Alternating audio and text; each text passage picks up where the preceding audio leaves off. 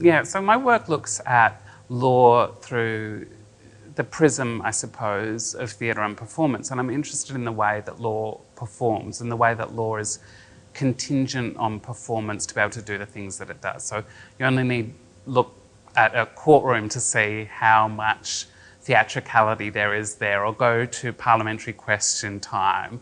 But those are extreme examples, but the law is always performing in many different ways. And I think if we take the example of decriminalisation, we often talk about it as the decriminalisation of homosexuality, but really it wasn't, because there were a lot of people affected by these laws that wouldn't call themselves homosexual. So whether that was bisexual or queer men, or men that would call themselves heterosexual but otherwise have sex with other men. So what they were really doing was criminalising an act, and that was intermale sex. So the law was fundamentally concerned with prohibiting people from performing, and in this case, performing the act of intermale sex. So we've got a case of a law that's trying to target the way that people behave and the way that people act, the way that people perform.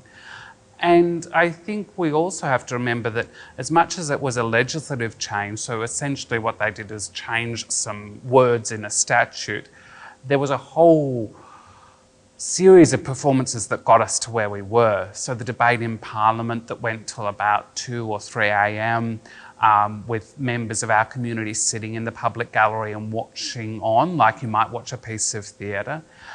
There were the protests that led to the reform, people taking to the street, engaging in political protest, in political performances.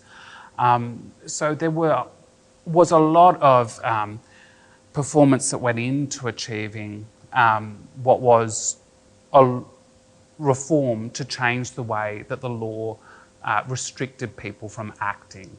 And I think it's difficult to look at it as just a simple change of words in a statute, because we know from the tales that were told and the tales that are still being told through projects like this, that the law has a way of filtering its way into our lives and affecting us in different ways and restricting the ways that we can move and act.